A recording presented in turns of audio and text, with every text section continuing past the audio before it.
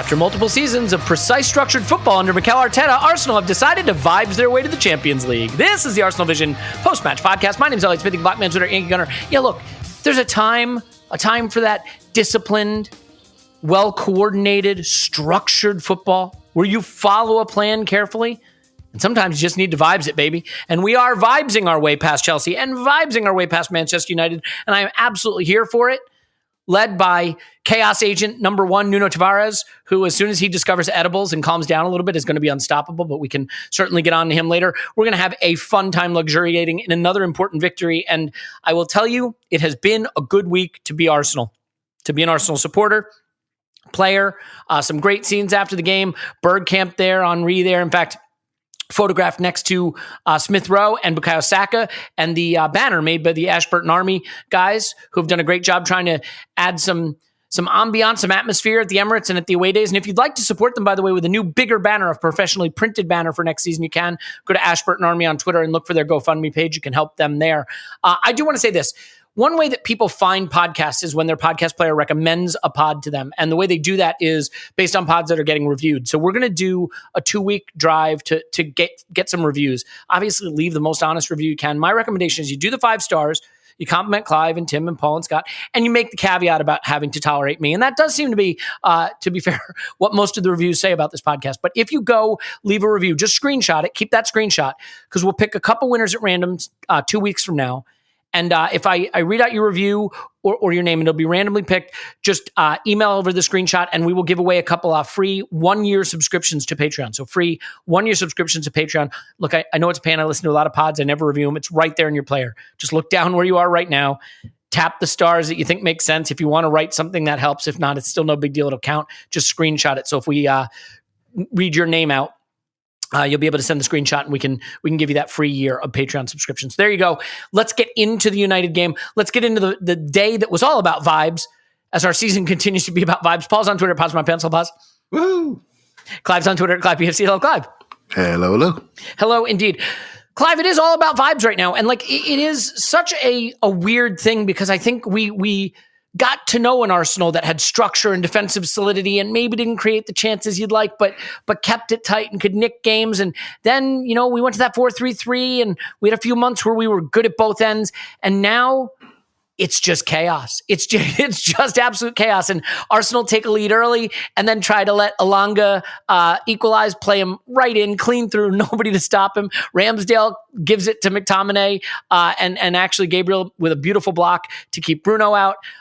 We get a second and then we let them right back in it with Ronaldo goal. We try to give away a couple of penalties. It's just chaos. And I'm wondering how you think about this transition from a team that, I don't want to say it was rigid. It wasn't rigid, but had a real structure to it that seemed to have found a way to maximize the attacking opportunities without giving too much away defensively, has turned into a team that is just, like I said, just going to vibes this way the Champions League with a lot of attacking fun and a lot of defensive question marks. Yeah, I think some of the chaos factor is how we're feeling rather than what's actually happening. I think there are some chaotic things happening because some of the more unstructured players are having the primary moments, and so there's the memories that we're walking away with. That's a euphemism, by the way. The way you just said, I could say that same thing. I just might say it differently. Okay. Some of the less structured players are having the important moments. Yeah, I think I have a different way of saying that. Yeah, well, I'm always polite, as you well know, trying to be. So yeah. But I was saying to you just now, I never thought we were that rigid. I thought that we were trying to implement some fundamentals, and I never thought we were being overly micromanaged. I thought we were being coached. That's how I saw it. And we look coached. We look like we know what we're doing. We have our zones in the pitch that we look after. We have our roles and responsibilities. So of course we look structured because especially us a lot, we rewatch, study it, look at everything. And it looks structured to us, right? So other people, who maybe not so weird, it just looks like football, right? So I never over-index that in my mind. But what's happening now is, I think a lot of it is emotion, really. We got players that are, for the first time, doing something major in their football careers. We basically have an under-23 team, and there's hardly anybody there with this level of experience crossing the crossing line finishing line, apart from our two centre mids. Right, so there's nobody else, right? So, and basically we have some young men working it out right in front of us. One good thing, one bad thing. Literally, that is what it is. And so, fans, we are desperate. We are desperately trying to get to the promised land, and we are desperately trying not to rush to conclusions, but absolutely are, because we look at the very last thing that happened, the last event, and it's very traumatic, right? It's very traumatic in two-way.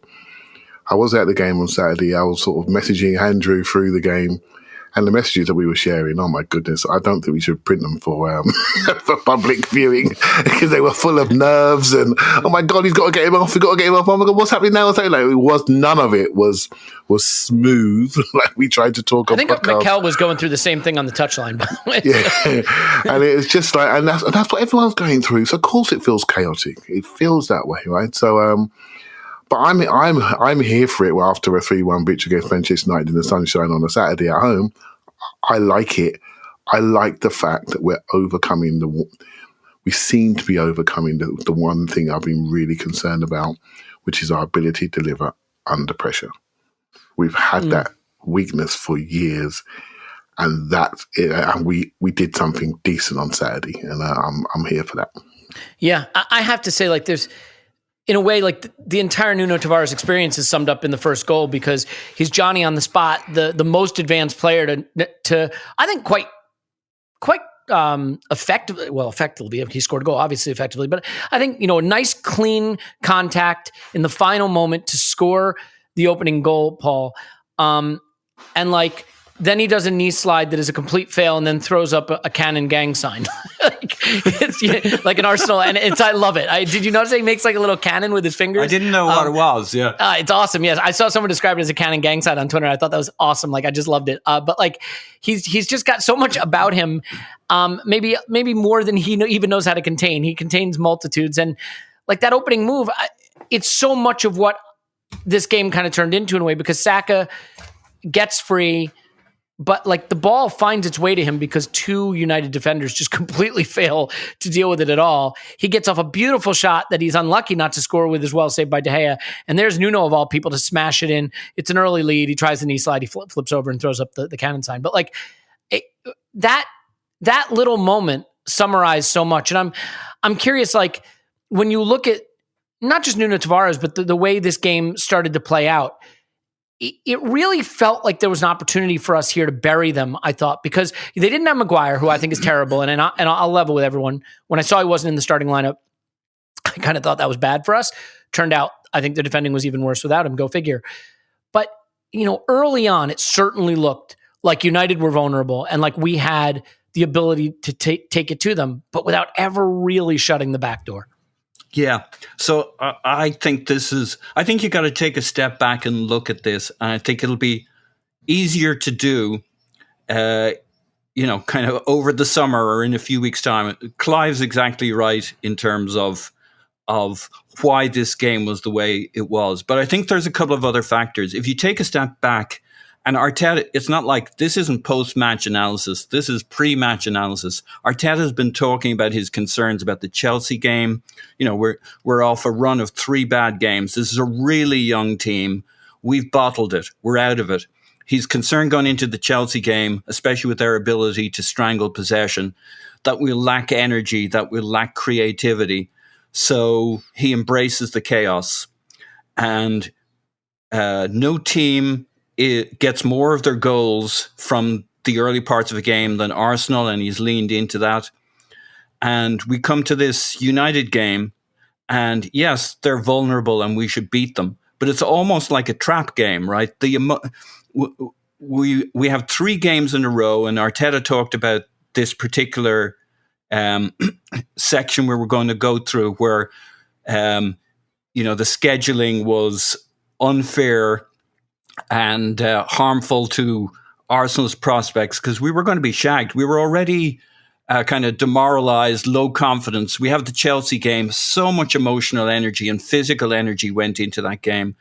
This was the game we were going to get found out. We might start okay, but we'd hit bad form, we'd lose our energy, we'd lose our focus. And I think he knew that, and that's why this game was the way it was. We went full bore from the get-go. I mean, Nuno's goal is only the second time. That was after 3 minutes. It was only the second time he was that far up the pitch right from the get-go. So Arteta was clear what the concern was here. It's that we'd underperform, not have the energy, not come with the. So we embraced the chaos and we went at it full bore. And yes, that meant we were a little overextended, especially with Ronaldo going full Harry Kane, dropping into midfield and pinging balls up to Elanga. We were caught going the other way, but that was a risk Arteta was fully prepared to take.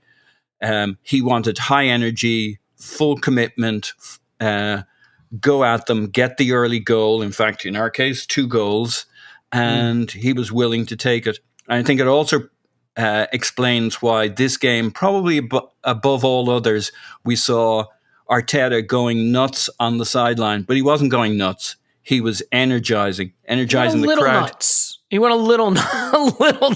Stuff around the penalty, I agree, Paul. There, I think he was looking for help. He knew after Chelsea we were lagging, and he needed the crowd to. He needed the crowd. He needed the lift team them over the line. And you hit it, Clive, in terms of the senior players, right? We have 2 senior midfielders, and who else do we have? We've Arteta. That's the other senior player. He's the guy. Those are the guys who know how to manage these games. None of these kids have ever been at this point in a top 4 level team, going for top 4, playing Chelsea as peers, not as Brighton, or not coming from some foreign league, or not a kid who's seen it in the academies. Like, they're going to be overwhelmed at this point in the season, cowed by the fact that it doesn't matter that United is not in a good run of form. That's Cristiano bloody Ronaldo in the middle of the pitch. He was the best player on the pitch, to be fair. He was brilliant. So smooth. Yeah. Well, he was the second best player on the pitch, but I take your point. These kids want his autograph. So there's a real risk that we play United, tired, jaded, mostly emotionally jaded. We're too respectful. We don't believe that it's there for us. And I think Arteta did this brilliantly. I don't think at any point he was nuts. I think he knew exactly what he was going to do. And how often we're going to talk about the incidents, and there's shitloads of them. VAR, penalty. I took notes during this game, red and card. I just gave up at some point because I was like, I can't get through them all. In one half alone, it's like 15 lines of notes. 3 goals in 25 minutes. If I'd given you the scenario without how it all broke out, you would have said, "Oh, Arsenal's going to get fucked." Right? Well, but they didn't. And why didn't they? Who was the bigger presence on the sideline? Who was like the crowd got on it and in it? It was very hard for the refs. It would have been quite interesting if the ref hadn't made the calls he had. Like, there was a lot of pressure, and I think Arteta did an exceptional job of managing the emotions of our team, of the environment, coaching the team, coaching the energy, and leaning into it and saying, look, if we play a control game, we probably just won't generate what we need to get a result here. Yeah, so I say fair fucks to him. Yeah, fair enough. I will say this, right? I don't have any ability to know what the right way for a coach to be on a touchline is, and we won, so you get to say it's the right way, and I think that's perfectly fine. And I say it not because I'm sure it's right, but I've heard a lot of, kind of hand-wringing about it. Fuck that shit. Yeah, let's do this. These are kids. They should have bottled this game, and they didn't. Yeah, look, I confess that I think it's probably a thing that people talk about more than it matters. And so I don't want to go down that path. The part I was referring to specifically was like, I don't know exactly what he was trying to say when the penalty was being checked on the screen. He was waving it away, like saying, no, it's not a penalty. So I was sort of confused about that. He was setting the tone. He was telling the ref, you're going to look at this monitor, but it's bullshit. Give us our goal. We just put the ball in the back of the net. Yeah. And I know you don't want to go there and you want to say it's not very important. I think it was vitally important, but I'm done cool. now. Yeah, and it's like I said, I having not played for Arsenal at the Emirates in a big game recently, I can't say. Well, that's the difference between us. Is that you have. Yeah, exactly. Yeah. And it is true. Look, I think you got to give Arteta credit for this. There is a chance that we get into the Champions League. I don't think, it's not assured, but there's a chance. And we've played ourselves back into a really good position thanks to Spurs starting to get a bit Spursy, which they do.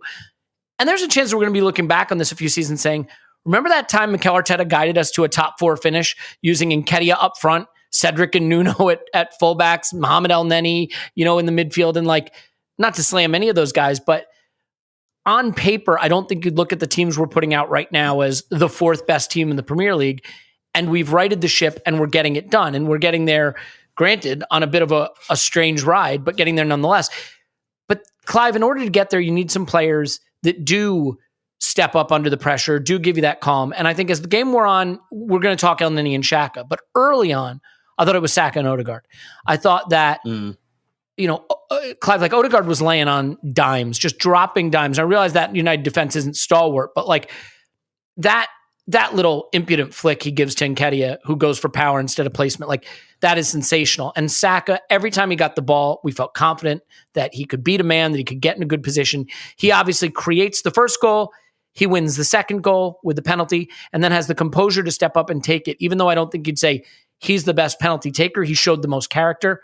Those two really stood out for me. And I think Saka is becoming a full-fledged leader of men at 20 years old right before our eyes, I absolutely agree. I think one of the things when you buy a bunch of young players, and a lot of them have got leadership experience at some level, when they mature together, they develop into a group of leaders. And of course, when we lose a game, right, we lose a couple of games, the first thing we do as fans is we say, well, the manager's got to go. We need a new owner. Oh, he's got to go. Said player gets criticised. He's got to go. And another common thing we say is, we got no leaders. We got no leaders. And I always go, like that, because, results are everything, right? But what we are seeing very clearly with those two players in particular is that they want to lead this team somewhere. They are not prepared to watch this opportunity slip by without giving everything they've got.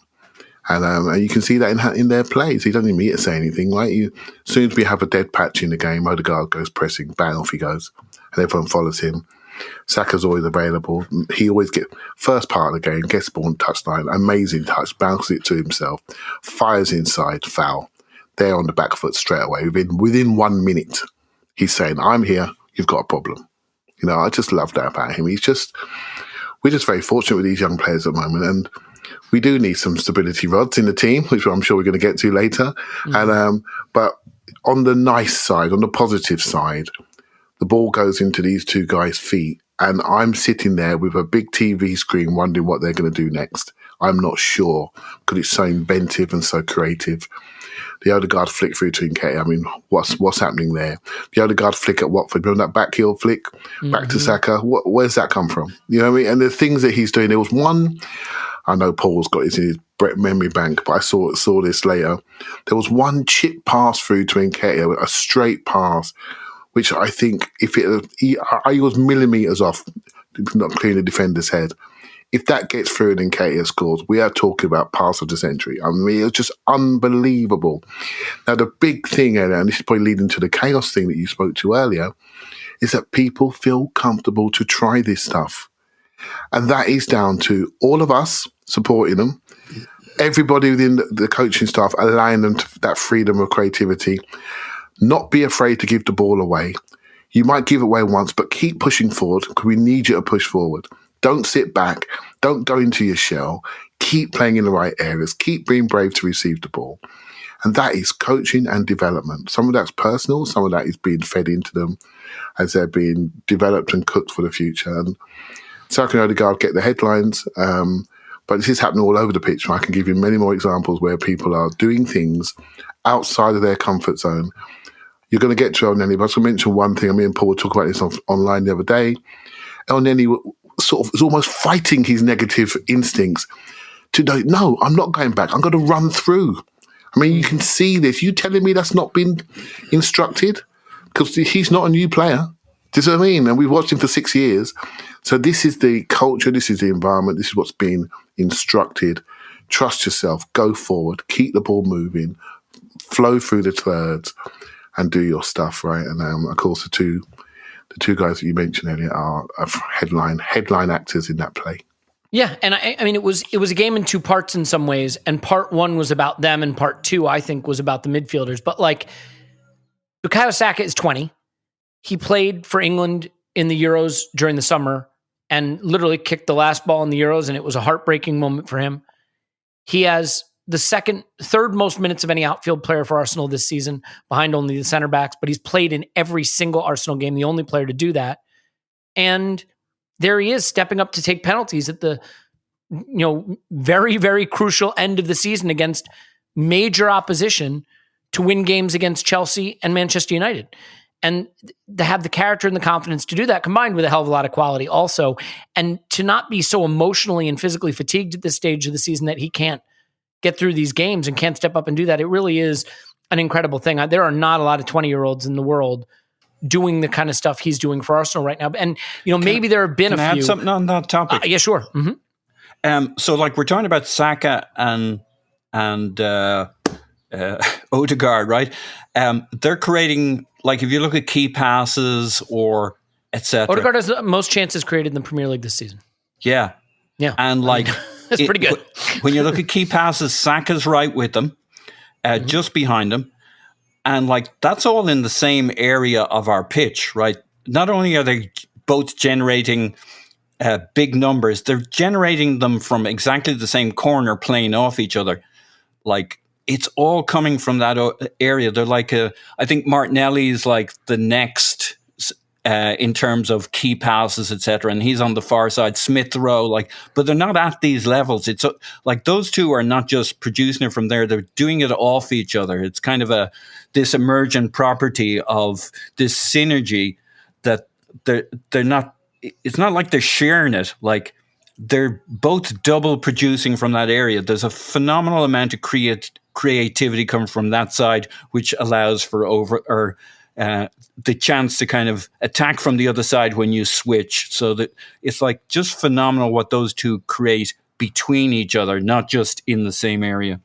Yeah. Well said. Yeah. Mm-hmm. Just one last thing, right? So I always look for cause and effect. So there wasn't so long ago we were talking about Crystal Palace cutting off the lines to Partey, and then that cut the line to Odegaard. And wasn't so long ago that we were looking at a Brighton game where they didn't even bother marking our centre forward. They just doubled up in wide areas and killed our talent out wide. What's changed in the last two games? We have a centre forward that's active, that runs off shoulders, that runs channels, that presses the game. And suddenly centre backs can't triple up on our wide right pod. Do you know what I mean? Mm-hmm. They can't triple up. We got Nuno on the other side stretching the play. So now they've got a decision to make because he's not slow. They got Smith Rowe in the pocket sitting there thinking, okay, you're gonna leave me alone? So suddenly he's having the active bodies that could threaten you has allowed them a little bit more freedom, just one player less to deal with, and then they are delivering. And that's what we've now got again. And I love the evolution of tactics and how a game plays out. I think it's wonderful. And I think we're seeing a byproduct of good team selection by the manager. Yeah. So then, we get those opening goals, but I just want to read out to you some of my notes between the early Tavares goal and the penalty. Alanga's in, poor defending, Ramsdale save. Ramsdale, huge error, gives it to McTominay. Bruno misses, great Gabriel block. Elanga is in, Tavares runs with him, Ramsdale save. United hits the bar, Dallo. Huge Nketiah miss, and then and Cedric handball not called. So it just seems like when we've been scoring these last couple of games, then there are these periods where it all just goes to pieces a bit. And I do think that these players know what's at stake, and having something to lose is really stressful. I want to go through a couple of these incidents with you though, Paul. One of them real quick, and maybe this can be a bridge to discuss the issue generally. The Cedric handball. I am of the opinion that it is a handball and it should have been called. I'm not sure that it's a penalty though, because of where it happens. But there were so many so many borderline calls. I mean, Nuno Tavares could have given away 3 penalties in this game. So he's got the arm around the shoulder. I don't think that's one.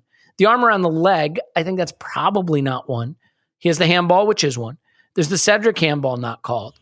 Obviously, we get the VAR call for the goal where it's offside, but then we wind up getting the penalty. I mean, then there's, of course, Bruno Fernandes should have been sent off for a terribly unprofessional foul on Tavares. He's missed the penalty. United are losing, and he takes out his frustration on a fellow professional on his standing leg. Could have been a leg breaker, so that's terrible. But just a lot of incidents in this game, and we saw it against Chelsea, and we saw it again in this one. Maybe, just maybe, the comments, talking to PGMOL, talking to the press about the media about the treatment we're getting from VAR, like these decisions are starting to go our way. So do you have any that you disagree with, or you thought we got lucky? I mean, the Cedric handball one was the first of them, but there were quite a few. Look, I think we got lots of luck in the calls, but I also think when you're the team pushing it, the proactive team, the team that takes the initiative. Dare I say the protagonist?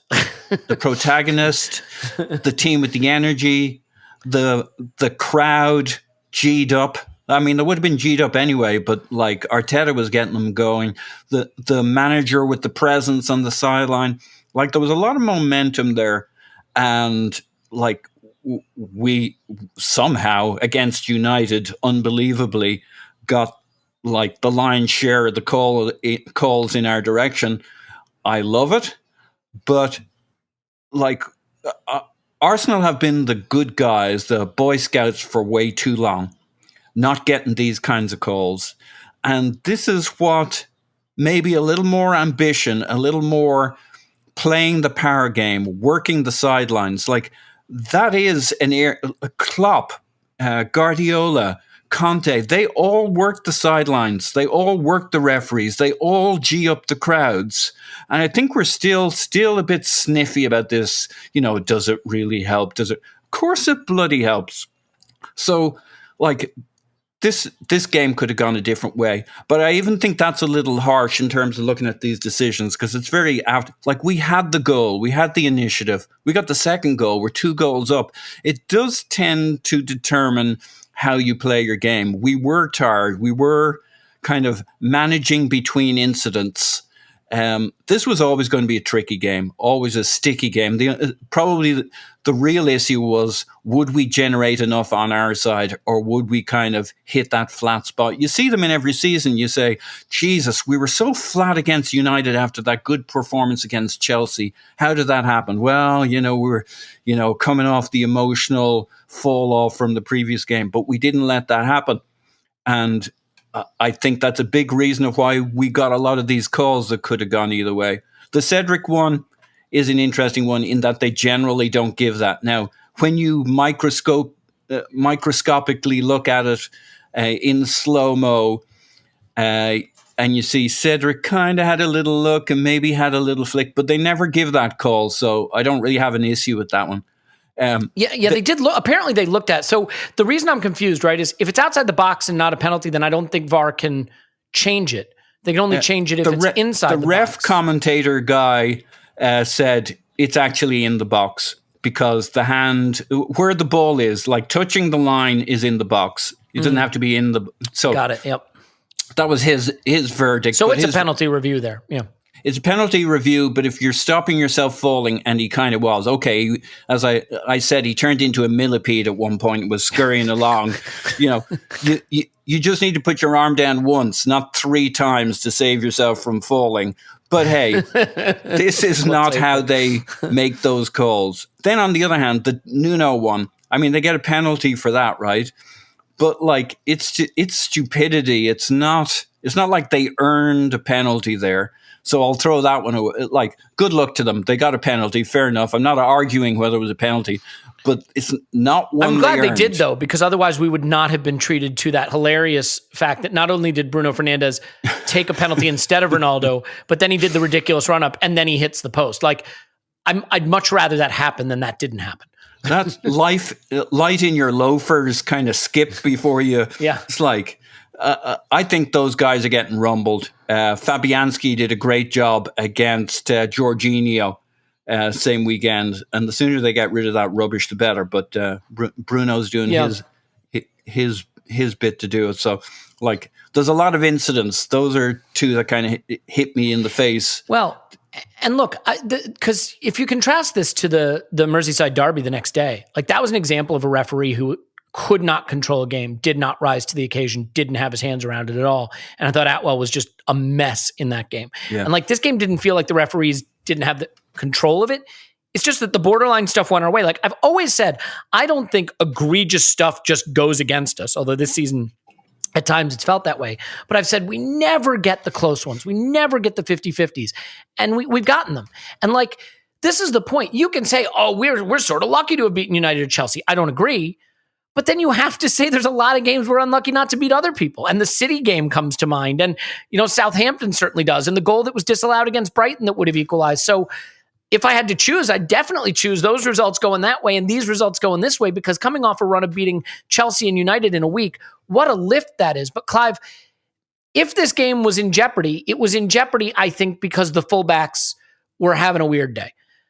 First of all, poor Cedric. I mean, he had a good run in the team where he stepped up and gave us something when Tomiyasu was out. But that, as a famous singer once said, but it's over now. Sancho was just absolutely eating his lunch and he couldn't live with him. And it was no surprise that a delivery was going to come from that side of the pitch for their goal. And then on the other side, I did have some Abue flashbacks with Nuno Tavares in the second half of the day. Abue was subbed off as a sub. And it's always interesting as a manager, right? Because if you don't sub him off and it goes against him and you lose the game, people will say, you had to protect him there. You had to do something to protect him. But if you do sub him off, you can also say, oh, you're killing his confidence. You got to let him play through it. He let him play through it and we got the win. So that's great. But I'm curious how you look at the fullback performances, because I do think that something looked like it was going to give on either wing at any moment. Yeah, so a lot of teams are doing this thing where they have one fullback in and one fullback disappearing up the street. Mm-hmm. And we did that for a while, didn't we, with Tierney? And obviously when Tomiyasu came in, we all liked it. No dramas there, we all liked it. Then Nuno came in, nothing skipped a beat, right? And then when you have Cedric and Nuno together, now you've got problems, right? So Gabriel certainly looks like he doesn't like it. That guy's falling apart too. Yeah, so now you've got problems because the natural instinct of both fullbacks is to disappear. Whether you've got secure possession or not, they want to go. So how has he counteracted that? He's counteracted by playing 2 6s in midfield all of a sudden. He's thinking, I can't control these two. I need to bring in Mohamed Elneny, right? Because he will fall in when the centre backs get pushed out wide. He drops in the middle, and Xhaka drops in the middle as well into left back. So you've got two players that can sense danger. They drop in and feel for the fact that our fullbacks, their selection when they go is a little bit inconsistent. And so what do we have? So, the bigger problem for me is the problem at right fullback. And the only reason is he's not a child. He's one of our senior players, has been around a while, and he's getting beaten in one-on-ones consistently, right? So, and that is standard fullback play. So if you're getting beaten, you're now causing stress in your centre mid and your centre backs. That creates gaps, right? So that creates gaps when people are running through and they're scoring. So that's a bigger problem for me. The left fullback now, he has major strengths and major weaknesses. His strengths are, you can't miss them, right? They are spectacular strengths. The next thing he does, looks like everything he does has got like a factor of 10 by it. So when he chops inside onto his right foot and takes a shot and it goes it goes down Blackstock Road, then basically that's a problem. That's a problem. But the fact he's got that ability to chop inside and he's got 2 feet, you know what? Something to work on there. Something to work on. The fact he scored a goal, had shots, had crosses, set up a goal in midweek with Eddie, there's something to work on there. So who do I invest in? Well, I know. I think I invest in that guy, right? He cost 7 million quid. Well, he cost 7 million quid. You don't buy fullback £7 million if they're the finished article. Do you know what I mean? He's somebody we have to work on. My views about him playing a few more minutes early in the season. I wish we'd have rested Tierney a bit more because he'd still be playing now. We have to learn to rotate and trust a bit more, but my thoughts there. The joy of this team is on the bench, always has been. We have to just incorporate them sooner. And so the issue with Nuno is, and everyone's trying to work this out, and I have a little think about it myself, the issue with him is obviously closer to his goal, he can do things that are unpredictable. And will be my coaching message to him. You have to rest better. By that, when you're standing still and the game goes dead and it's not near you, what are you thinking about? Because you have to rest alive. He's resting really closed down. He's not resting with any sort of awareness on. So the psychology, when the ball comes into him, he can't switch it on quickly enough and people are running around him and he's reacting to things. He has to rest better. Dead ball corners, he has to be switched on. So this stuff can be taught and coached. Now, when the game's flowing and the psychology to go from defense to attack, I've got nothing to say to him because he's outstanding. He can see the pass, he can see when to join in, and once he does join in, he's gone. He's absolutely gone, and everyone's got a problem. Now, he has to work out as he gets more experience. Don't run into cul-de-sacs, because when to let go of it sometimes. If you're going 100 miles an hour, learn to slow down. Once you break one line, then maybe pop it off and get it back.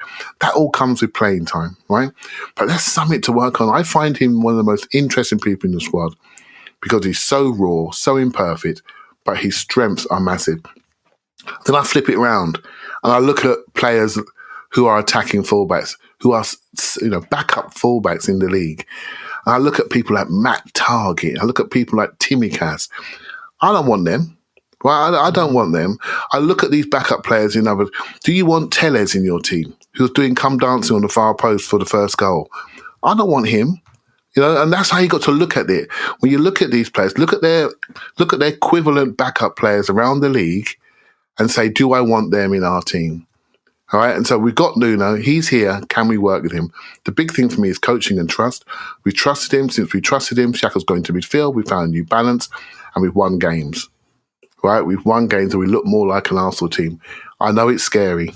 It's scary. I know sometimes I think he's a 70-minute player. Needs to go into wing back for the last 20 minutes. It's about concentration. A young player holding his concentration for 90. He's not ready for that yet. So we can help him by system changes, by protecting him, by putting Xhaka around him, bringing Rob Holding to close games. We can do things that promote his primary skill set. But my coaching message to him would be rest better. When the game goes dead, don't you go dead. Stay alive because the ball's coming your way.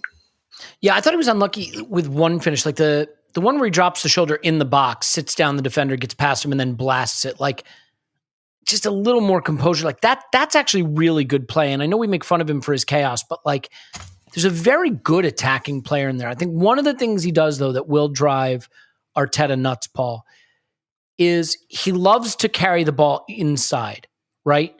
And he'll beat a man on the outside and bring it inside. And that can actually be devastatingly effective because then you can slip the through ball into the, to the forward when the defender has to come out to you. Like there's a lot of, you can create a lot of danger by doing that, but you cannot lose the ball there because you leave yourself so exposed, right? Because you've come inside, the forward's overlapping, and now your entire left flank is exposed. And he does cut inside, and I think he can create a lot of danger doing that, but he loses the ball a lot when he does it, and that is problematic. And then I think certainly in the defensive third, when he's got to make the critical decision, I think from a judgment standpoint, he still has a little bit of work to do. But what's your take on that, especially maybe the idea that like his carries and his driving with the ball at his feet are really eye-catching and sometimes, really effective, but they do take us out of structure and he does lose the ball a little too much. And I think that's the thing that's going to really drive Mikel nuts. Yeah, I don't know. I'm still learning on that. As I understand it, a fullback like Robertson does this, and you see it with certain quality fullbacks. That angled run that Nuno has that brings you infield is particularly dangerous because you're effectively a free man in the most dangerous part of the pitch going into the final third. So it gives you all sorts of options. And as long as especially if we're playing with two pivots, we should be fine. That's a fine place for a fullback. If you think the City goal, the goal we scored against City, the one Saka scores, Tierney comes up the wing, but he does the Nuno run. He actually comes at an angle into that final third, puts it across. We did kind of a similar goal from Smith Rowe coming from the other side against Chelsea, but Tierney comes in at an angle, crosses it to where Saka is, and Saka kind of does the Smith Rowe finish into the net, it can be a very devastating run. I don't know if it's more dangerous. I guess I understood that actually it's not the worst place in the world to lose the ball. It is if the team's ahead of you. But if you have a little cover, as you normally would with, say, Saka, like that's what we've done with, I think it's maybe why Smith Rowe has been playing, and we moved Xhaka not from covering the left fullback position, but as the left pivot, because Nuno is going to be up there. He's got more shots on target than anybody who isn't a forward. He's got more shots on target than Thomas Partey, which takes some doing. Not on target. More shots than Partey. He's got more shots than Smith Rowe. As Clive said, he's switched on for the attacking part of it. He needs to learn to be switched on for the defensive side of it. But he's getting into those zones and getting us up the pitch. And Xhaka and Smith Rowe are hopefully and seemingly intelligently covering those runs for him. So I think it should be okay. The main worry with him is when he spins a pass without carefully considering the situation in our third across the field, or as Clive's pointed out, his tendency to decide to run everything out of our box or that corner down there. That's where we really get done, because everybody's ahead of him. I'm much less worried about the ones where I really love, actually, his runs infield, upfield. I hope those would be well covered. Can I just add one more thing, Elliot? Just one more thing. It's a tactical thing, and it may underpin some of the reasons why I sort of like these type of players, whether they're imperfect or not. A lot of tactics are all based around creating overloads, right? So when we're playing our diamond in centre mid, whether we're doing the 2+2 in a box, we're trying to create an overload so we can progress the ball and control the game, right? So everything you do is to create an overload. So reasons why I like what I call 1.5 job players. People that can do 1.5 jobs. If they can do 2 people jobs, 1.5 jobs, that means somebody else can be lazy somewhere else so we can create an overload, we can get to them. If you've got somebody that's got amazing ability to transition the ball like a party, or cut people out to create an overload somewhere else, or transition the ball by carrying it like a Nuno, who can actually attract people to him because he has such extraordinary ability to travel with the ball. I need 2 people on him. If he flips it out of that area once he's got double coverage, like Saka does all the time, we've got an overload somewhere else. Do you see what I mean? So everything you do is to create overloads. If you've got people that can draw people in, you want to invest in those people. If you've got people that are being ignored because they have no ability to move, you don't invest in those people, because they're not going to give you the advice that you need tactically in any game. So just think that through for a second. I know he's raw. He's absolutely raw. I would invest in him because he can do things tactically. He can create things tactically. He can kill you with mistakes, by the way. That's the risk that we take. And he almost did. Let's not sugarcoat this. I felt he probably needed to be taken off, and I wasn't alone. He wasn't alone. I was just getting there, right? He can kill you with mistakes. I can't explain. By the way, I'm not talking about. I can't explain the handball. That's not explainable, right? Where's that come from? But I'm just trying to talk you through it a little bit more tactically. Why I would invest in that player a little bit more. Why he needs more time. Some people say he needs more loan time. I think there's something there to work on, because he creates situations which tactically you're looking to do all of the time. Create one-on-ones, isolations, and you have to do something with him.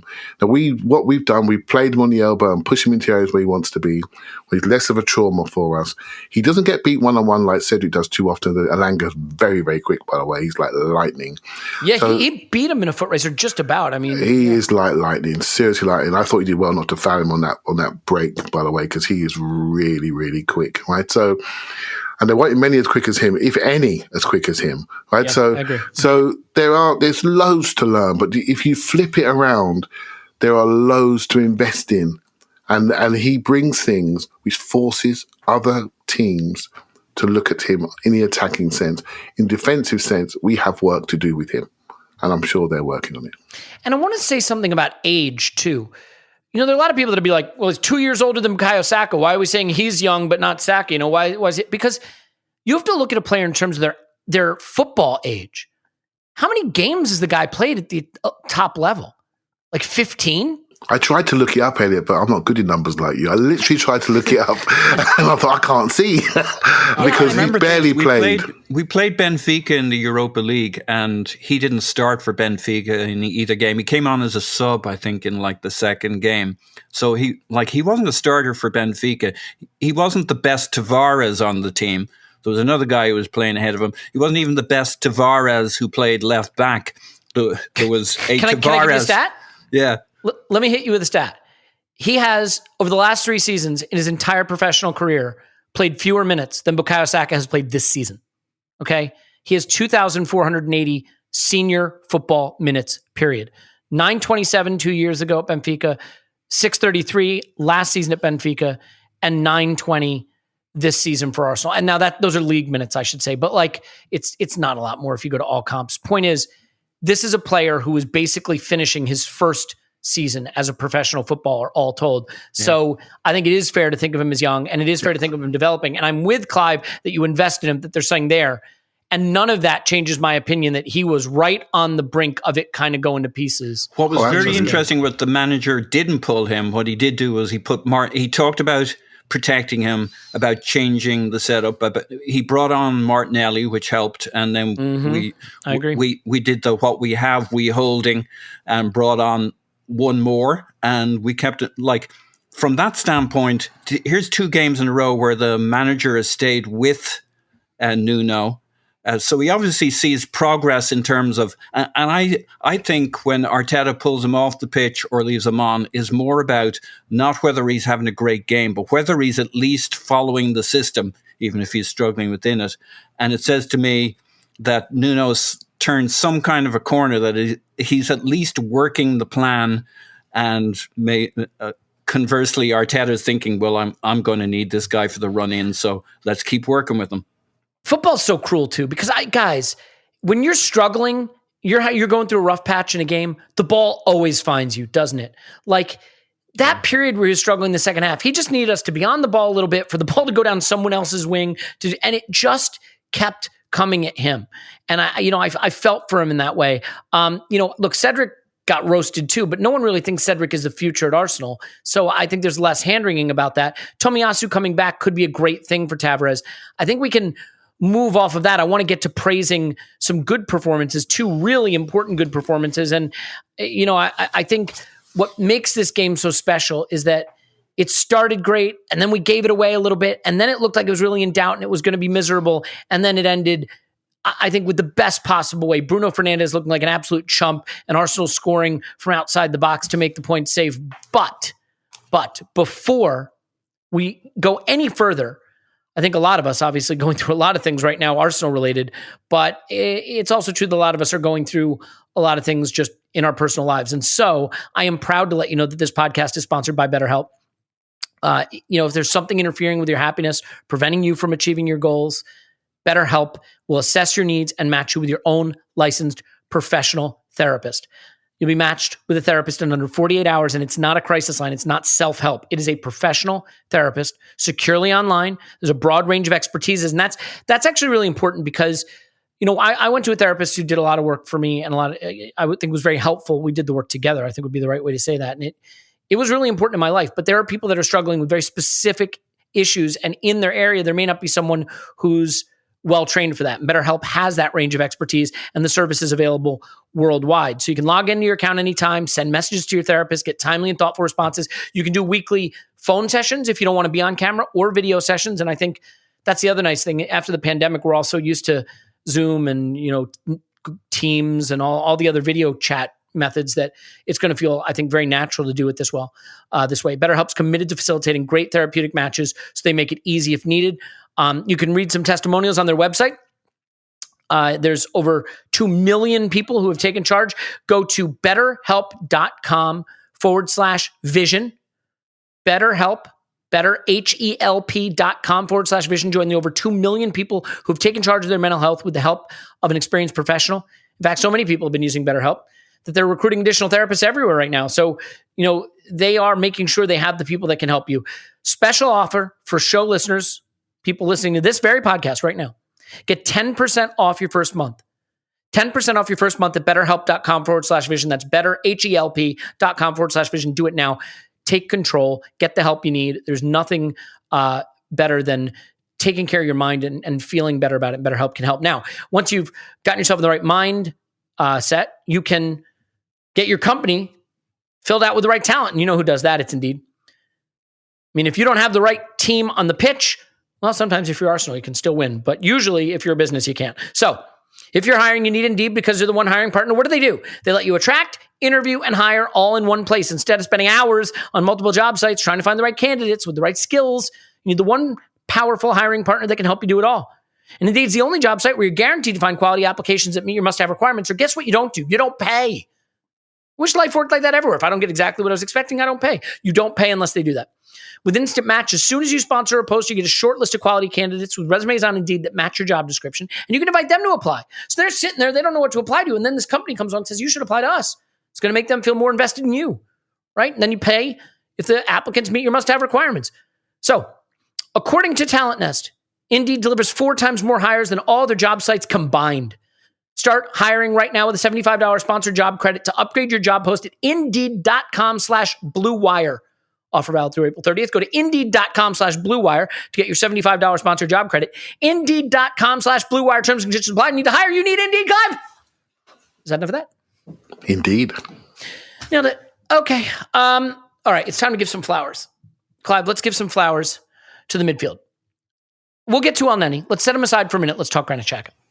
Okay. Granit Xhaka has been potentially the man of the last 2 matches. He is a player who, we don't have to rush to be revisionist. We don't have to rush to pretend we felt one way and now we feel another. It's very simple. Granit Xhaka is having a good season and has been sensational the last 2 games when we absolutely needed a lift.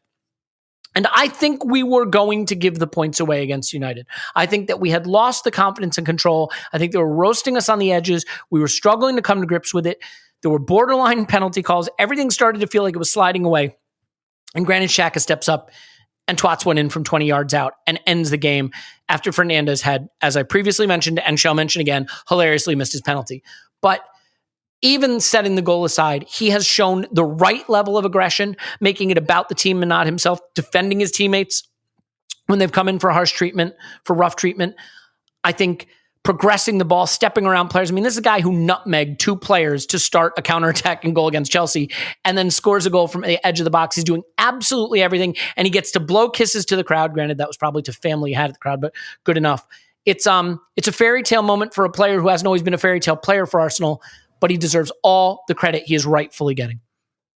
No, absolutely. I mean, if you look at his Arsenal career, probably his time under Arteta has probably been pretty good, pretty successful. Yeah, he was going to leave. He then obviously stayed. Some people wanted him to go. I think we always naturally look round corners and we look at our team without him, and we can see an improvement without always recognising what he's doing. Another stabilising factor, I said at the start of the season that him and Partey are probably our only world-class partnership. That was without knowing the other parties that would develop. And I think they generally are our best partnership for age and experience. So he made, him deferring slightly to Partey made us cook for 3 months there, no problem at all. Now he's gone into another role. Obviously, he went into left-back role last season. I wish he'd have argued that point, but he didn't. And now he's the guy that he just puts out the fires. And sometimes I said the word that he used to cause the fires. He used to try to put out so many fires that his body couldn't deal with them, right? So now he's in a more structured system and he's doing what he does. But Elliot, one thing I would say is this team has been carried by the kids for a long time now. And we're getting to this crucial period. And we were desperate for somebody to step up. Elneny stepped up. Lacazette stepped up for a period until he ran out of energy. We needed something. We needed somebody, an adult in the room, to say, enough. We need to deal with something here. And he did just that, right? Delivered at the critical moment when it was all felt so tenuous. And it's the stuff I really, really look for, and I think he's incredibly important. I think he's the most important player in the team right now. We said it the other week, didn't we? And there was I don't know if you guys caught it. I'm sure you did. The Players Tribune 10-minute video, and he spoke on that, and he said some things there. It's not very, when you see those things, I really do listen to them really carefully, because you get a chance to see a player not on match day. We can only judge on match day. You get to see them, and he said something about, I don't want to leave this club until I do something special. And I thought then, he's locked in. He's locked into the goal, the targets, and he wants it. He doesn't want his Arsenal career to be defined by never qualifying for the Champions League. And you can see that in him. He's just, I gotta admit, players like that, characters like that, make a dressing room. At the football that I'm involved in, the team that's won the league has got the most characters in the dressing room, without a doubt. I've sat with them, they've got the most characters. They all could almost coach themselves on the pitch. You need people that can do things like that can step in and do things. And sometimes I think he's done things incorrectly, which we all know about. I think the Brighton or Crystal Palace penalty, I can't remember which team it was now, but I'm still in my mind on some of the sendings off. But as Paul has always argued, they come from a slightly different place. They don't come from a bad place, they come from a place of caring. And at this moment in time, he deserves everything, because that was a huge goal. But if we get to this fourth, I don't even want to talk about it, that's bordering on Vincent Kompany type levels goals. The ones that really counts. Yeah. That I do think it could be that important. If we get there, we'll look back at that moment and think that was the moment when it was shaky and someone stepped up, and he deserves everything he gets. Yeah, I agree. And I think there would be a tremendous irony if his final act at Arsenal was to help us somehow crawl over the line to top four, get into the Champions League for the first time since he's been here, and then he somehow wound up leaving this summer and never played for Arsenal in the Champions League. Would be irony, almost a poetic irony, you might say. Like I said, when a player goes to a purple patch or is having a good run or steps up in a key moment, there's sometimes a tendency to be like, now I need to revise everything I've thought about the player. When I think actually you can just really respect, appreciate, and admire what they're doing. I mean, Eddie Nketiah is another great example. I think a lot of us have a pretty good idea of who the player is and what level that player may play at for most of his career. We could be wrong about that, by the way, but doesn't change the fact that he's been important to us right now and is showing the value of just having a striker who will run, who will make hurtful runs, who will try to get in behind or be in the box, and that changes how a defense approaches you. So I think it's great. Paul, I certainly want to get your sort of coda to Clive's thoughts on Xhaka, but I also want to talk Elneny, because Clive mentioned it earlier. This wasn't just Elneny not giving the ball away and being safe, and then we say good job and pat him on the back for a nice 6 out of 10. This was dropping a shoulder and stepping past someone. This was blocking off passing lanes. This was progressing the ball into hurtful areas, taking a really good shot from outside the box that De Gea has to tip around the post. In a team that is so young and that looked like it was crumbling, we talked about Saka stepping up and taking the penalty, but there's really two senior players in that team. It's Elneny and Xhaka, the longest serving players at the club, and I think the oldest players in the team. And both of them were absolutely critical to the win. And again, to my point about not needing to revise things, I don't think this means you give Elneny a new contract. I just think it means you give him a firm handshake and the credit he deserves for really stepping up at a crucial time. Yeah, I'm with you on that. He must have been good because they've written a little song for him, which he hasn't had for a while. You to me are everything, my curly-haired Egyptian king, Elneny. Wait, was that? Were they singing that? I don't know. Or did you just come up with it? No, I didn't come up with it. I found it on the Twitters. I don't know if they've been singing it or not, but it's damn catchy. You to me are everything, my curly-haired. There's something about swimming backstroke in the Nile. Careful, that song is now property of Elon Musk. We don't want to. Sorry about that, guys. He's been great by being steady. He's turned up field. He was very important in it was the second goal, wasn't it? Maybe it was the first goal. Second goal, I think. Turns up field, does a little bit of a dribble, pulls them towards him, their midfield, squirts it through to Odegaard, who turns it up to Saka, who cuts infield, and him and Odegaard conspire to get a penalty first. But it kind of starts with, this was one of the ones Clive and I were talking about. There's a little wall pass from we drop back. It's La Pausa, but the drop back edition of La Pausa, where they're blocking you upfield. So you play it back. We play back to Ramsey, who plays it back to Xhaka. Xhaka pops it up to Smith Rowe, who's dropped into a pocket. Wall passes it to Elneny, who looks to go back to the same side, can't. So he looks the other side, does a little dribble, squirts it through to Odegaard, up to Saka.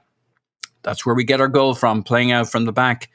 And, opening up those spaces for us. And that's kind of where most of our good play came from, stretching them out and then, counter-attacking them. This was another great counter-attacking goal from Arsenal. We've had a bunch of them recently. We've become a very, very good counter-attacking team. We may have lost a little bit of our polish in playing out from the keeper when under pressure, but if we're not under extreme pressure, we're very good at playing it through the lines quickly. And we did it quite a few times in this game. There were other opportunities. Elneny was good. He was good looking both ways up the pitch. He's actually taken over that hub spot the party had that he left in his will to Sambi, that Elneny is now stolen from him. And, back to the Xhaka point, people have heard me talking enough about Xhaka, but the one thing I will say is that fair play to him. He's happy to do all those other roles while a player who's either better suited to or less well suited to the jobs that he needs to do takes that central hub and does the distribution job. And like him and Elneny work, they know each other. They've known each other for a while. Their distances, it's a little conservative, especially from the Elneny side. Though less so in this game. I actually think in some of his best moments is because United cut off the safer option, so he went more aggressive because it was open and he went for it. And I'd like to see him keep that going. If he keeps getting the starts, don't be safe. I think when Lucas Torreira was with us, he started off quite aggressive and progressive in his play, and then as time went on, became a safer and safer player. But he had it in his locker to be more aggressive, more upfield in his passing. And I just hope that Elneny keeps that streak. He's had 2 games in a row where he's been progressive, been brave on the ball, and we need some of that from him. And he was in this, and it makes a huge difference. He shovels it to Xhaka for his Thunder Bastard goal, which is actually an homage to Arteta. If you remember back, was it 2013, the Man City game where Arteta wins that game as Xhaka kind of polished off this game with a blast from same kind of distance, same side of the goal. They must have had a good laugh about that one afterwards. And against another Manchester team, those 2 guys are midfield, solid, steady, and like Xhaka had a lot to do with the first goal. He pops in 2 crosses as well. So in that more advanced he was role. Great. Yeah, so they found a nice balance between the 2 of them, and I hope they can keep it going. Yeah, well said. I mean, I think it's pretty clear, at least in my mind, that this midfield double pivot sort of has to stay together now for the balance of the season. Now, Clive, just quickly on the Elneny contract thing, like, to be fair, teams that are developing a young core need some stable senior leadership, need players that can come off the bench that have that experience. There's going to be Europe next season of whatever variety, and so you're going to need a slightly bigger squad of players that are, players you feel comfortable calling on. I mean, Liverpool still have James Milner. I don't think there's anything wrong with having good, in American sport, they call them glue guys, guys that are well liked in the dressing room, guys that you can put on the pitch that aren't necessarily the most talented, but they do the job. They hold things together. You can kind of depend on the level you're going to get from them.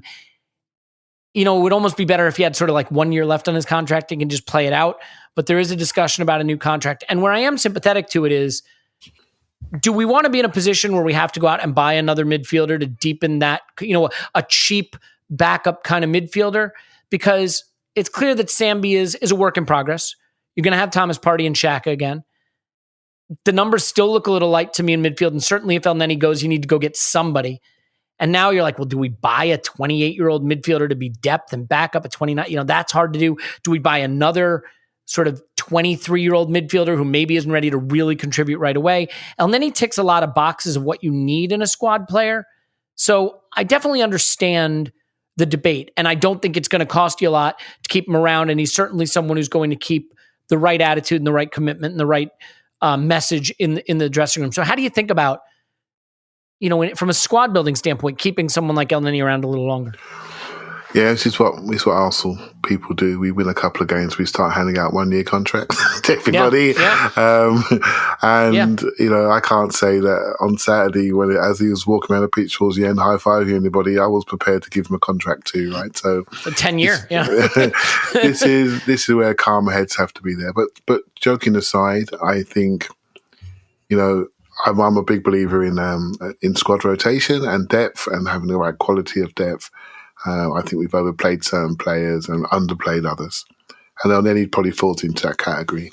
He had a very good African Nations, and he's obviously developing as a player. He's looking around, he's saying, you know what, I need to do things different to get into this team.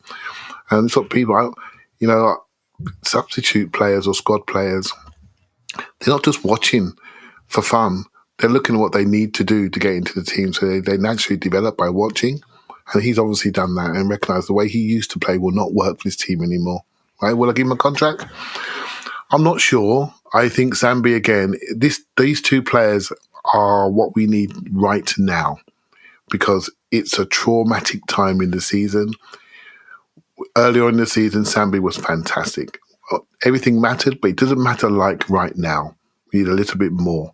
And given the fact that Aubameyang was not there and Lacazette's not there, we need some adults in the room, and we've got a couple here. And I think this is a timing issue, and it's good that we've got it. We got that option. Do you give him Go ahead, mate. Do you think Zambi was maybe a little unlucky in that when he got his game, he was asked to play in a single pivot similar to Partey, which is such a huge ask, and didn't get the comfort of a Xhaka partnership sort of in the same way Elneny has been absolutely. Very unlucky. The last time, I only get mad once or twice a season, but I felt it was wrong what we did to him. We gave him 2 10s to play with, and even Partey, when he plays and is doing brilliant, he's playing with Xhaka. He's not playing on his own, is he? He's playing with Xhaka, and that's important. You need that second adult, and he didn't have it because we made the wrong decision. But I don't want to go over that again because I'm getting over it, right? So, so he was very unfortunate, and I guess people have rushed to conclusions. Zambi's a very good player. When he came on at Palace, I believe, when Partey went off, I thought he'd done excellent. And that's just forgotten, right? So, but right now we're doing something unique, right? And if Zambi's got to sit for a few games, that's absolutely fine. But don't forget him. He's going to be better next season. It's his first year. He will come again. I'm not sure what to do, to be honest, Elliot. I'm not sure what to do. I think everyone's talking about Tielemans. There's a young Brazilian player called Danilo, who's a young, left-footed player. Do we develop? Do we go for one young, one older, and bring him into the group? Do we have to lose one? Is Elneny unfortunate, or is it Maitland-Niles going to door? I'm not sure what to do. But, if Elneny stayed, I wouldn't cry myself to sleep over it. But I do want to see one more come in that can lift our level. And if there's a block there, I don't think this is quite enough to get us where we want to get to. You look at that league table, the top 2 are 20-odd points ahead of us. If you're serious about your job and serious about football, that's a gap we have to close, right? And I'm not sure. To be fair, you can do that.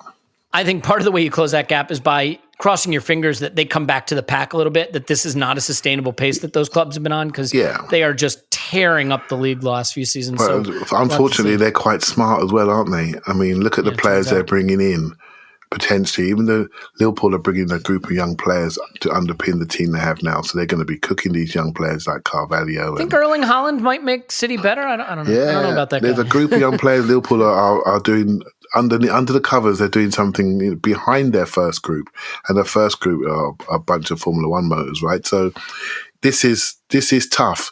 And then you look at us and you say, "Oh, we can give Eddie another year and give Elneny another year." And I do appreciate those players, I really do. But then we have to say, where do you want to go? This is the question for maybe one of our squad building pods, but where do you want to go? How do you want to get there? And I'm generally not sure which way to go, mate, but there's a gap to close, and we've got to try and close it. We'll come back to this game, but you've raised the topic. Since it's on everybody's mind, technically, if Gabriel Jesus is coming to Arsenal, technically we scored 7 goals at the weekend. Just the 4 for Jesus. It's funny, right? I'm such a bad follow on Twitter, which is why you have to block me. And I get so much wrong and say so much dumb. But I spent the day before the City game saying why I thought Jesus could be a good signing, and people being like, he doesn't finish enough of his chances. He doesn't get enough goals in that team. And I was like, I don't know. Finishing is one of those things that do you get it while he's running, buy him while he's running cold, and then you get lucky? And now he's going full Joe Willock on his price tag with 4 goals and an assist in one game. But Clive, would you? Oh, without a doubt. I have a theory on forwards for next year. I've done it on Twitter, so I might as well share it. I think we should go for a centre forward that can play right wing and a centre forward that can play left wing. That's the first thing you do. That leaves room for Martinelli rotation. It leaves room for Balogun to come back. I think we need to make sure that we can sit Saka down before we rub his legs away completely. And so someone like Jesus, who spent a lot of time on right wing, can really work for us. And another centre forward, I'm going to say Nunes for an example, just don't kill me, who plays on the left and plays centre forward. That's the sort of thing we need to do. Have a smaller squad, but players that are flexible and versatile, that can cover multiple roles, the right size, speed and physicality in one of the players, and the right flexibility, false nine ability, finishing ability of Jesus in the other player. That's what I would do, and then save some brass for centre midfield. Yeah, it's funny, right? And this goes back to the age thing too. My initial reaction, Gabriel Jesus, I'm like, oh, that guy's been around forever. He just turned 25. He's 4 months older than Ainsley Maitland-Niles. He's not an old dude. And it wouldn't hurt to get a player who's going to be reasonably priced, who's got a lot of Premier League experience at the very elite part of the table, who is just coming into his prime. And Paul, I get there are people who say, oh, he's played in Manchester City and, he doesn't score enough goals. But my argument is, if Pep Guardiola thought you were good enough to get the number of starts he's given that guy at 22, 23, 24 years old, all right, maybe he's run a little cold on finishing in some of those years. He's also had a couple of seasons where he was almost an expected goal per 90 guy. I just think these are the kind of moves, it feels very Liverpool-y, right? Sadio Mane, Diogo Jota, these players whose underlying metrics look good, who have experience in the league, who maybe aren't properly valued for one reason or another, and you go get them entering their prime, and they go supernova, and you win things. So you hit the comparison there that comes to mind when I think of Gabriel Jesus. Probably nobody will agree with this, but I love a Diogo Jota kind of attacker. And I think Gabriel Jesus is probably, there'll be people listening to this saying, yeah, but he doesn't have the same finishing.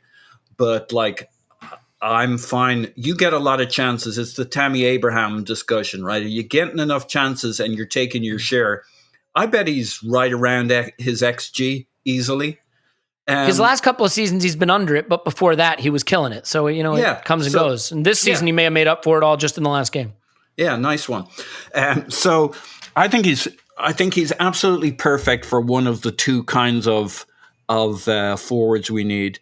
And with the kind of flexibility, plus, he knows the playbook, right? Him and Arteta had several years together there, only Arteta left with playbook version 13.4, and Gabriel Jesus can bring along playbook 16.7, the latest version. They're going to be totally on the same page. Yeah.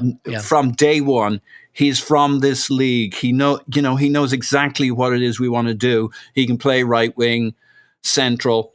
So he's a no-brainer. The only question is, as Clive says, who would the other striker be? I'd like somebody with some verticality, some height. Now, I think Jesus. Yeah, he's got to be one of two, right? He can't be one of one. Yeah, and Diego or Tammy Abraham, I like that profile because it gives you that other kind of option. I want somebody with a bit of height, though. I do think, like Jota, Jesus is actually really good at his positioning, getting in and getting those headers. At least I haven't super studied him along the way and thought about him as an Arsenal player, but Like, I seem to remember him getting into really good positions in the box, getting his head on the ball. It's not always about being 6'4", being whatever he is. Best part is 6 foot and mobile and clever on your positioning and getting into the right pockets. Like, we had a couple of chances. You could probably steal Calvert-Lewin if Everton go down. I mean, he's not my favorite. I want to be clear about that. But if you want someone with height, and physical presence. I think DCL is a talented boy. My only concern about him is staying fit. But hey, if we've two of them, then they'll both be injured at the wrong time. But no, hopefully they can fill in. No, they'll be fine. Everyone else will be injured. Yeah. That would be the irony. Yeah, I don't know. I think we'll have plenty of time to go into transfers because there are other striker options that excite me. And I just think that Gabriel Jesus looks like a fit. The only thing about transfer rumors is these days when we get a transfer rumor and it's a good one, it happens. Like, he's happening. He's coming. So there was someone, and I won't be able to find it, so I apologize for not crediting them, but mentioned that we could go fully biblical on the Premier League and get Isaac, Abraham, and Jesus. And just go full Bible on the Premier League. Clive, a couple of things before we get out of here. One is just the form that Aaron Ramsdale is in. And like, the center backs look a little shaky. Well, let's be fair. Gabriel looks a little shaky. He's got Nuno Tavares to the next room. That could make anyone feel shaky. And you've got Cedric on the other side. And just the whole thing feels shaky back there right now. And some of that is Ramsdale. And like, to be fair, he makes a really good near post save to knock one off his post. So that's great. But he sort of fakes like he's going to come for the cross that Ronaldo turns in. And he obviously has the pass to McTominay that Fernandes would have scored if Gabriel, to be fair to him, doesn't get across and makes the block. Like, I don't think he's been bad, but he certainly looks jittery. And, he's let a couple in near post. There's been a few moments. And like, Leno did come in and have one game where he looked great. Now, I'm not about to say drop Ramsdale for Leno, even though I think there may be some people that say that's a fair conversation to have. What I'd rather do is just say, where are you with Ramsdale's form right now in terms of having any concern? Yeah, so I've been concerned a little for a while, actually. That I was at a Liverpool game and he let a couple in there that I thought he could do better on. Then he got injured, wasn't it? Whether it was in that game or there were issues before that game. But he then missed the Villa game, missed the international break, and he got himself back, I think, for the very first game, which I think was Palace, right, where we got ambushed. And I felt he's struggling for a while. I've had this debate in my house, like we do. I had this debate in my house, and I've been sort of looking at him and thinking, you're not quite there. Funny enough, I saw the rebirth of him at the weekend. I saw somebody that I thought, maybe even from the Southampton game, that was starting to come for crosses again and starting to be brave again. And I like that. And even starting to be chippy again and giving it to people. That tells me that he's on his way back. And the save at the near post was major. Brilliant. Yeah. Absolutely major top-class save.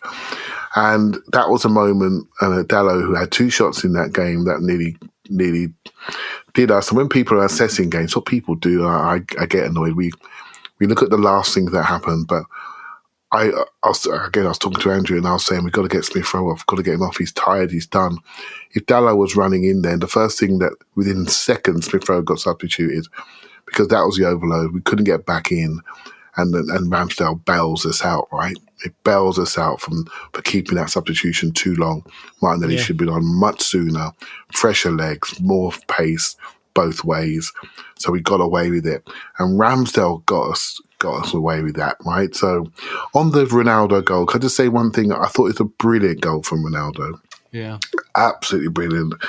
The way he moved across the area and found himself on different people, absolutely brilliant. And I thought Ramsdale thought, I could get this, and he found himself in a bad spot. I want him to keep doing what he feels. He's instinctive. He's very agile. He's very quick. He's very front-footed, very fast-footed. Just keep doing it. Don't disappear into yourself. Don't disappear onto your back foot. Just keep doing it. And I think we're starting to see him refine his confidence again. And I've seen that last couple of weeks after the penalty miss. Yeah, I've seen that last couple of weeks, and it's just things I've been looking at. And I'm not trying to be contrary here. I think he's been worse than he was at the weekend. And what we look at is the bad pass because it's impossible to miss. But I'm looking at his body language, looking at his saves. I'm looking at how he's talking, how he's moving, how he's reacting to an error maybe. Is he coming for crosses? And I'm seeing the rebirth of him. And I'm pretty confident that he's going to be, like all these kids, going to hopefully get us to the promised land. That's what I'm hoping for. Well, it was good enough that day. And I think, I don't care that this was a weakened Chelsea and a United in chaos. It's still Chelsea and United. The pressure is still there. The season looked like it was circling the drain.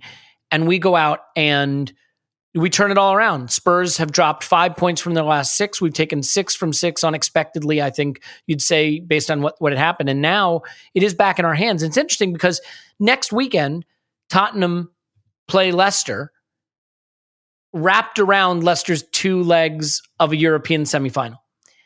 And we play West Ham in the exact same situation. And, these are must-win games. Obviously, they all are. But like both Spurs and Arsenal will face similar scenarios against teams that have no reason to take the game seriously at all and will almost certainly put out weakened teams. And that can almost be a difficult position when the game is just there for you, dangling like a apple on the tree. You just have to pull it off. And so it'll be interesting to see how the teams cope with that pressure. But then that crucial game, because Spurs will have Liverpool away the next weekend, and I believe we have Leeds. So it does get really interesting now. And I Paul, just as a final thought, I think Mikel Arteta has to really, really, really think long and hard about what is sustainable and what is not sustainable from these last 2 games, because he looks like he has Tomiyasu back now. He has Lacazette back now. He may be getting Partey back, to be fair, who's been on the treadmill, but that's another story. I think he has to, Smith Rowe, I thought was a little quiet in the United game. A great player, love him, but faded a little bit. There's a temptation when you've won 2 consecutive games against big clubs to just run it back. I think he does have to bring some players in, and I'm curious, if you agree with that he can't just rest on his laurels and say, I beat Chelsea, I beat United, that's my team, I'm putting them out there again. Does he have to change it? And I would certainly think the obvious one is bringing in Tomiyasu, but maybe a little less obvious would be, does that mean you change left back also? Do you change your left winger? What do you think about that? So I get the sense that Arteta has a really good map of where we're at and what's going on. And I think we, the supporters, are maybe reading too much into what goes on in, say, this 2 games versus the 3 before it. Like, these 2 games we just played are kind of one-offs. I think 2 offs. Yeah, 2 one-offs. 1-2 off. Like this is not our roadmap for how we wanted to play. It was what these 2 games demanded. They needed energy. They didn't need control. I think we're going to see a little more control in the next few games. But what we won't see is what happened against Crystal Palace and Brighton in particular, where this squad and the manager has learned a lesson there. He knew, but they didn't react. We need more energy. We need to be braver. We need to go for it. We need to get our wins. And so I think we'll see those 3 games, the 2 against Chelsea, United, and we'll look back and we'll see different sections to this run-in that'll be completely different, and you can't take the lessons of that onto the next bit. It's game by game. It's not quite each one of these is a cup final. It'll be different. The mood of the next few games, totally different. And then you have the North London derby. I think it's game by game, selection by selection. He can't really take what we did against United and parlay that into what's going to happen against West Ham. Totally different game, away from home, so there's a different energy, but our away fans have been great. But he'd be looking to start fast. I much prefer I think this, you talked about the Europa League impact of the 2 opponents we're playing. I think it kind of suits us in both legs. Leicester City are more likely to be conservative than City in, and Spurs won't like that. They like a team who comes at them so they can counter. And I like a tired West Ham who have their minds elsewhere when we're kind of more of a high energy team these days. I think that's the piece we will take forward. Maybe not the chaos, but the energy. In terms of the choices, it's probably going to be hard for him to move away from Elneny right now, Elneny, Xhaka. But on the Ramsdale and our defensive side, that'll have to tidy up a little bit. But I think a lot of that gets addressed if Tomiyasu's ready. You know, Ramsdale's had, apart from the fact that we've taken the chaos route and the playing out from the backside of things, and he's stayed brave even when he's made mistakes, like in this United game. The first thing he did after he pinged it to, who was it, Bruno Fernandes or whatever it's in midfield. McTominay, yeah. Mm-hmm. He goes aggressive straight after that. So, like, we're not backing off in terms of courage. Agreed. But if he has Tomiyasu coming in on the right, like, that's a lot. Cedric and Nuno on the other fullback spot. He'd much prefer to have Tomiyasu there and settle one of those sides. Even the Elneny thing is new for him playing out from there, and he's had 3 different hubs that he's to hit in midfield. Not that this is the reason for everything that's been a little dodgy recently.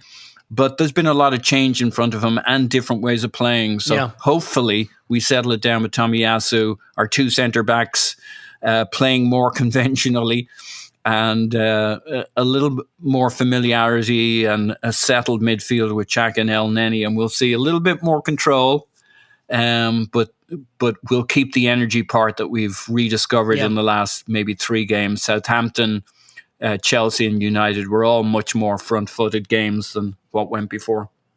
I definitely think Tomiyasu back is a game changer, literally and figuratively. So we'll hope he's back, and I think it allows him to actually keep picking Nuno, and Gabriel shifts, slides just slightly left, and you can get more balance to the attacking flanks too, which is great.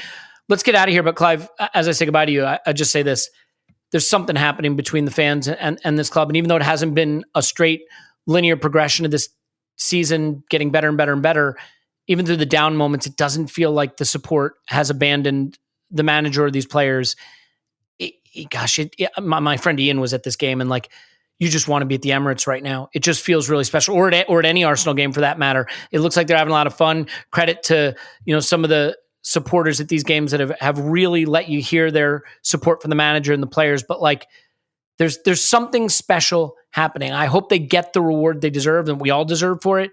But after years of a very polarized fan base that sort of just felt like it had turned pretty stale and pretty angry, it feels like Arsenal are back, at least in terms of the relationship between the supporters and the club. Yeah, I'm hopeful. I should have been sitting with Ian. I made a huge mistake there. Well, there you go. I think, hey, look, there's one line that stood out to me recently. Good things happen to good people. And I'm just hopeful that if you keep doing things the right way, you're going to get the right reward, right? So let's just keep focusing on this one game at a time. And I think the fans really know their role. That's basically it. They know we're wobbling. They know why we're wobbling. They know the ages. They know the experience. They know this is the first time for many of these players. And they're thinking that we need to help this lot over the line. And that's what we're seeing. And I expect that to continue. Looking online, there are no tickets available for anything, anywhere, home and away. Good luck with that. It is all on. It is all on, and it's going to be a fantastic few weeks, hopefully, if it all works out. So excited. And like, this is a time when you make yourself a hero. And look at the last 2 games. Eddie Nketiah and Granit Xhaka make themselves heroes. Like, there is so much time left in this season for the story to change again and again, but I'm excited to see who makes themselves a hero next game out. I have really bad news. I believe we're going to do a Gabriel Jesus scouting video for patrons, so that transfer is dead.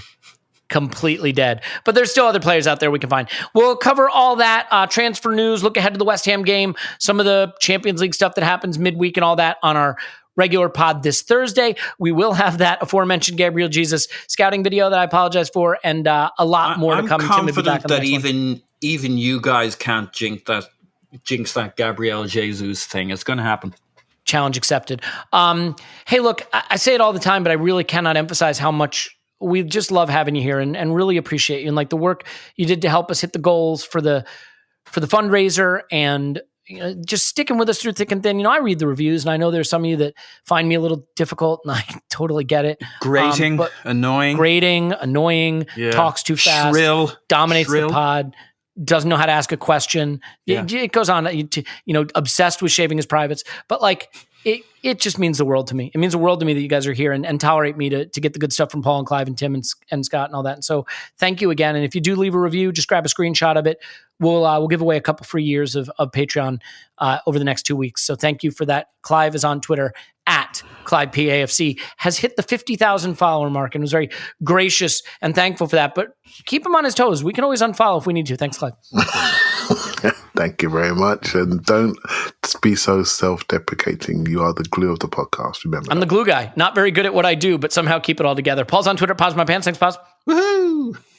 My name is Elliot Smith. As always, make sure you block me on Twitter. Pretty soon, you may not want to be on there at all. Who knows? Everything's changing. It's all changed at Arsenal. I'll change at Twitter. We'll see what happens over there. Maybe we'll become a TikTok podcast. But in any event, we love you. Thank you so much for being here. And we will talk to you after Arsenal 10, West Ham 0.